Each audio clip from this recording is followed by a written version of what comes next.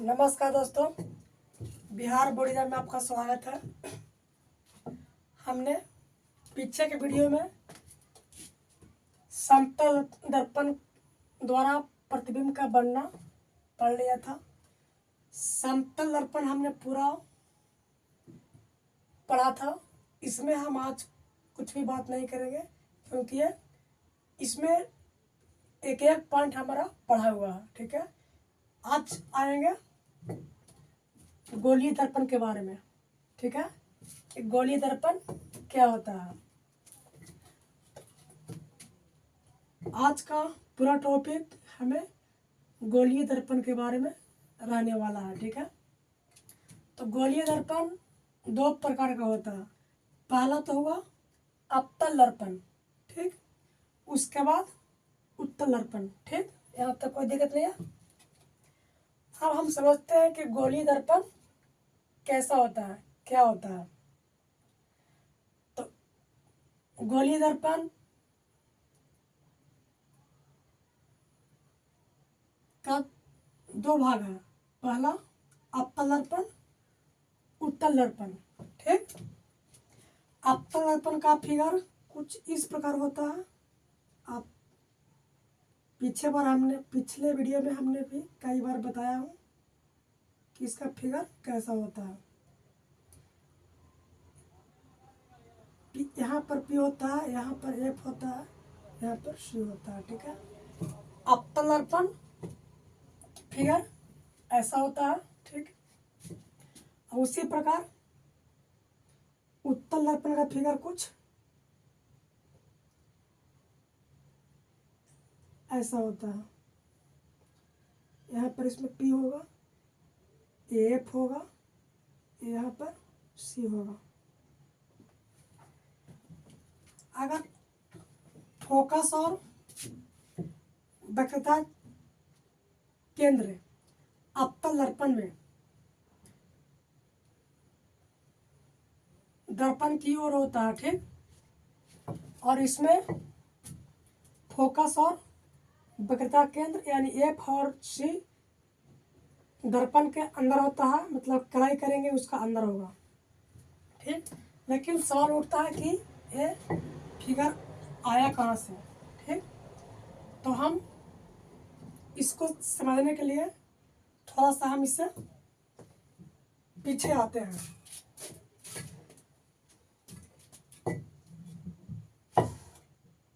तो गोलीय दर्पण आप यहाँ पर देख पा रहे होंगे कि गोलीय दर्पण कुछ ऐसा होता है। ठीक, ये हुआ हमारा गोलीय दर्पण। इसको बोलते हैं, इसको हम मिटा रहे हैं तब तक, इसको बोलते हैं हम क्या, प्रधान अक्ष। प्रधान अक्ष ध्यान से समझिएगा, बहुत इम्पोर्टेंट पॉइंट बता रहे हैं। इसको बोलते हैं प्रधान अक्ष या फिर मुख्य अक्ष। क्या, मुख्य दिख रहा है ना, एक बार चेक कर लेते हैं। हाँ, दिख रहा। ठीक, ऐसा होता है। यहाँ पर होता है सी यानी कि वक्रता केंद्र।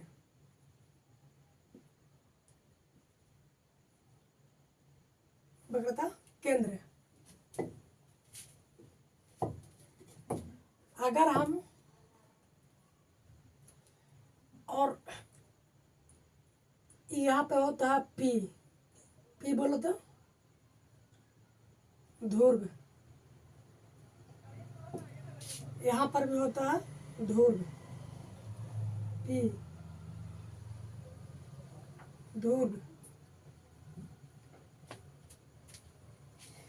इससे बेटर आप समझ सकते हैं। चलिए एक बार फिर से बताएंगे और वही पॉइंट। जैसे ये पूरा गोलीय दर्पण हुआ।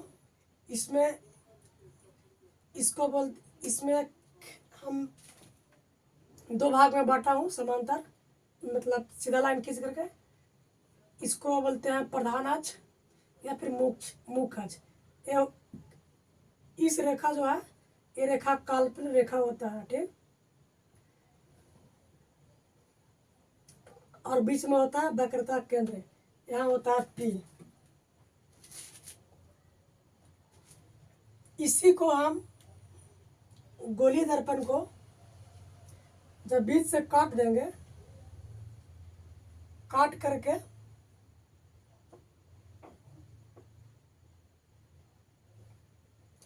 एक साइड इधर और एक साइड इधर निकाल लेते हैं। जैसे आप,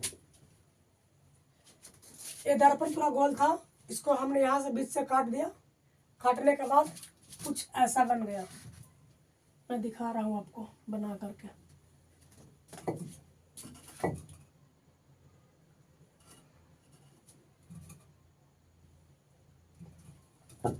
कुछ ऐसा बन गया, ठीक।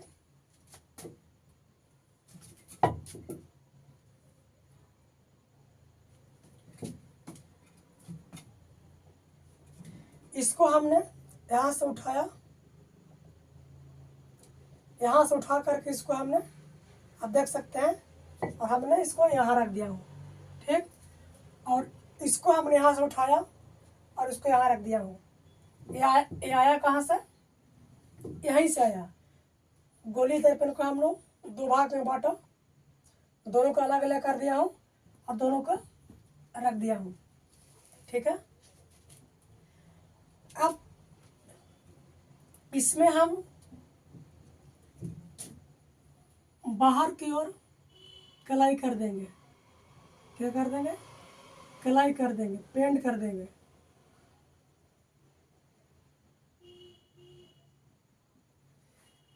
पेंट करने के बाद ये बन गया अवतल दर्पण।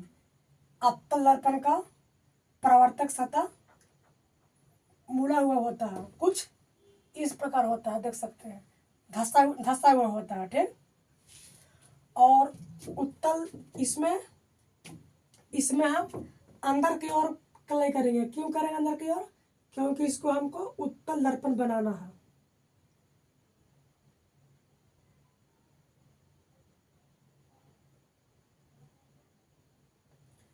ठीक है, इसी को दो भाग में काटा हुआ मैंने, और इसको हमको बनाना था क्या? उत्तल दर्पण। तो इसमें अंदर की ओर कलाई कर दिया हूँ,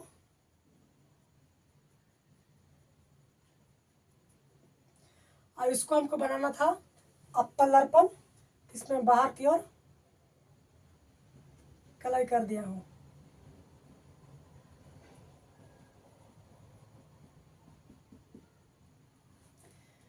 गोलीय दर्पण से ही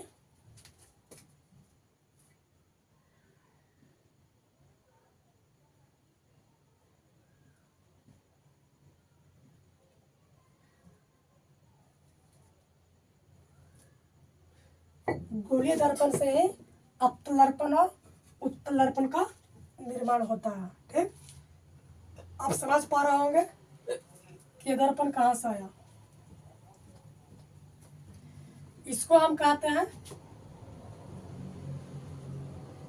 अवतल दर्पण। क्या कहते हैं? अवतल दर्पण। अवतल दर्पण का परावर्तक सतह धंसा हुआ होता है, ठीक है। इसको कहते हैं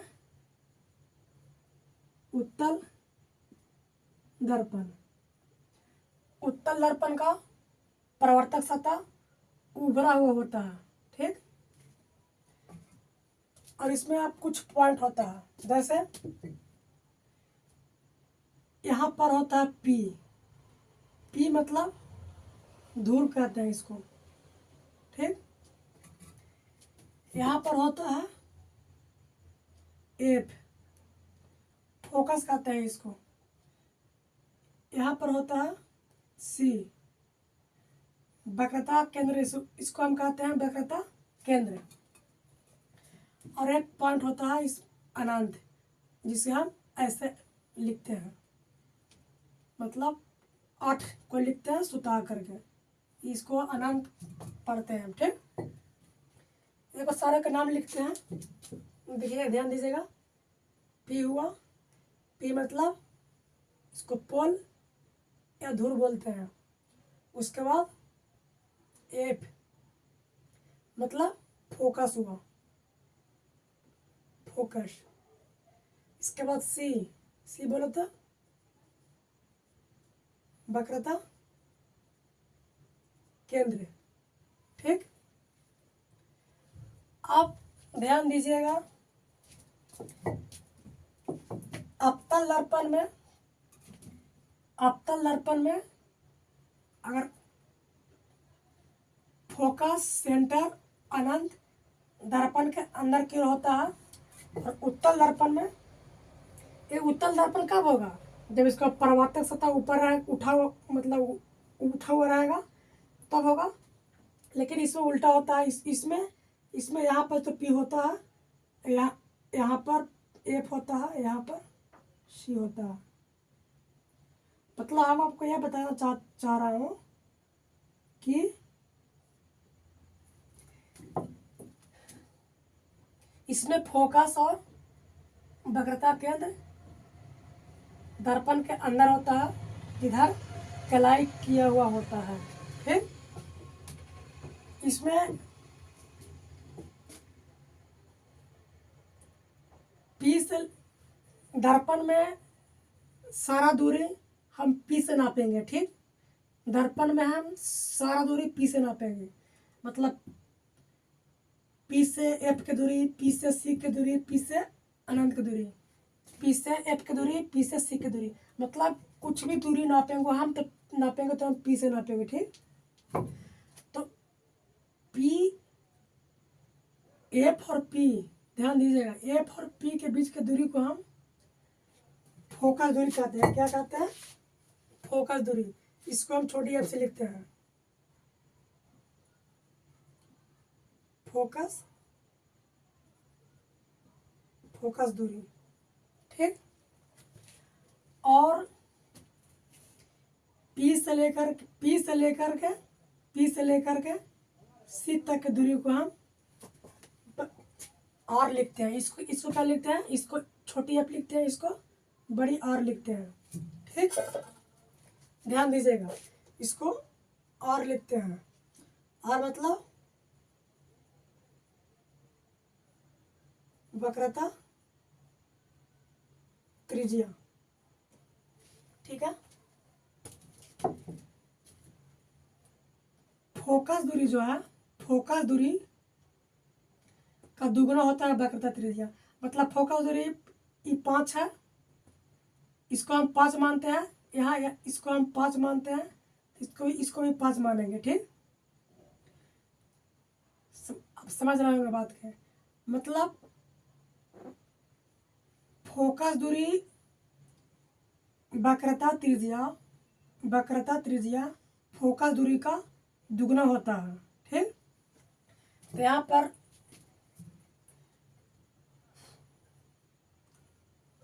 R बराबर 2F, समझे? या फिर अगर आपको R का मान दे दिया, मतलब R का मान 10 दे दिया, ठीक, तो F का मान कितना होगा? तो F का मान 5 होगा, आपको समझना होगा। उसी प्रकार F बराबर R/2 होगा।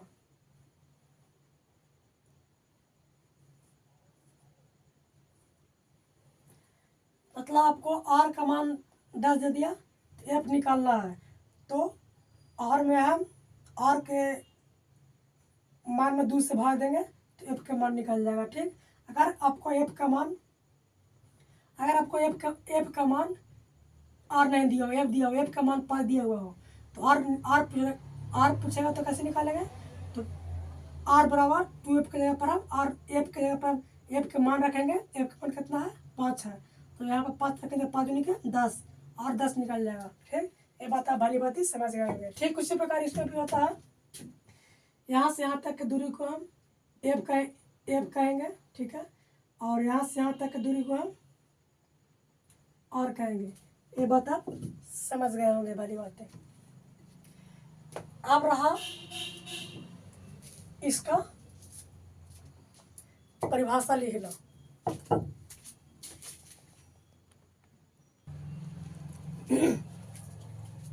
चलिए आइए इन सबों का 2 मिनट में परिभाषा समझ लेते हैं कि क्या होता है। मैंने इसके बारे में पूरा बता दिया हूँ कि एक गोली दर्पण है, इसमें बीच में वक्रता केंद्र होता है, वक्रता केंद्र से दर्पण तक की दूरी को, इसको हम वक्रता त्रिज्या कहते हैं। यहाँ पर पी होता है, यहाँ पर पी होता है, मतलब इसी को काट करके अगर अवतल दर्पण बनाना होगा, अवतल दर्पण बनाना होता है तो हम अवतल दर्पण बनाना होता है तो हम ऊपर वाला उठा वाला बाहर वाला भाग को कलाई करते हैं। ये मैंने कलाई किया हूँ।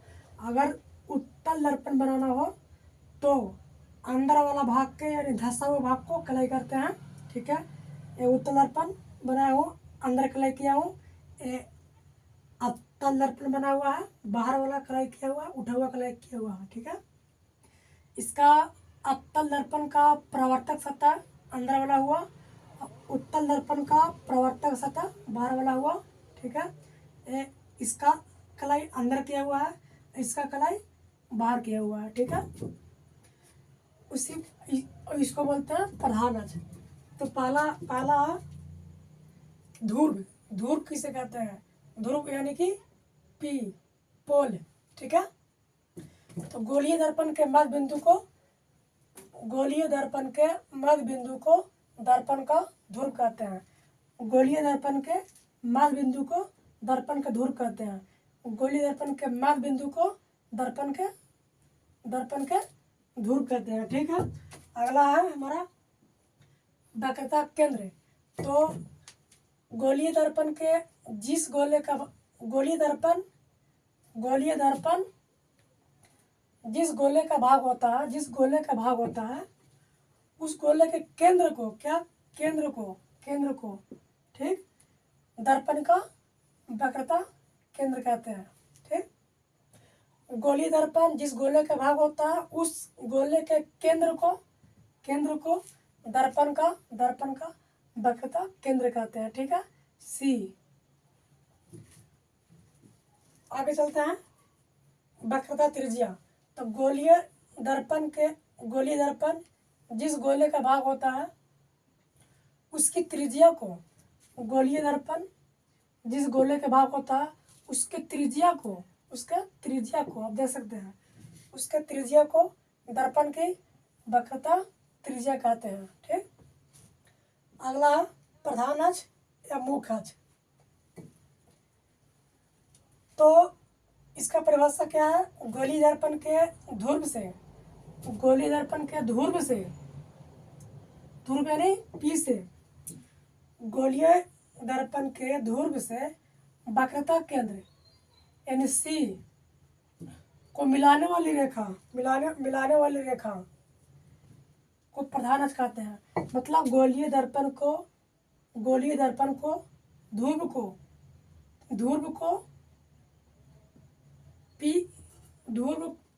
को वक्रता केंद्र से मिलाने वाली रेखा को हम प्रधान अक्ष कहते हैं। तो आज की वीडियो में इतना ही, अब मिलते हैं अगले वीडियो में। अगला वीडियो में हम किरण खींचना सिखाएंगे कि मतलब ए अवतल दर्पण में एफ सी अनंत से किरण कैसे निकलेगा। जैसे अगर हम मुख्य अक्ष के समांतर किरण खींचते हैं तो फोकस से निकलेगा। ठीक है, अगर हम एफ सी और अनंत अगर हम सी पर अगर हम फोकस पर हम कोई किरण खींचते हैं तो यह मुंह खच के समांतर निकलेगा, ठीक है। अगर हम सी पर किरण डालते हैं तो सी पर लौट जाएगा, ठीक। तो अगर इस पॉइंट को आप जानिएगा तो ही समतल दर्पण में प्रतिबिंब बना पाइएगा। तो अगले वीडियो में हम यही सीखेंगे, सारा सीखेंगे। तब तक के लिए आज की वीडियो में इतना ही। अगर आप मेरे चैनल पर पहली बार आए होंगे तो चैनल को सब्सक्राइब कर दीजिएगा, बेल आइकन दबा दीजिएगा, जिससे हम अगर कोई वीडियो डालें तो आपका नोटिफिकेशन पहुंच जाएगा। अगर आपको वीडियो में कुछ भी थोड़ा सा सीखने के लिए मिला होगा तो आप इसे चैनल को सब्सक्राइब करके बेल आइकन दबा दीजिएगा और अपने दोस्तों के बीच शेयर भी कर दीजिएगा। चलिए, जय हिंद, मिलते हैं अगले वीडियो में। तब तक के लिए थैंक यू।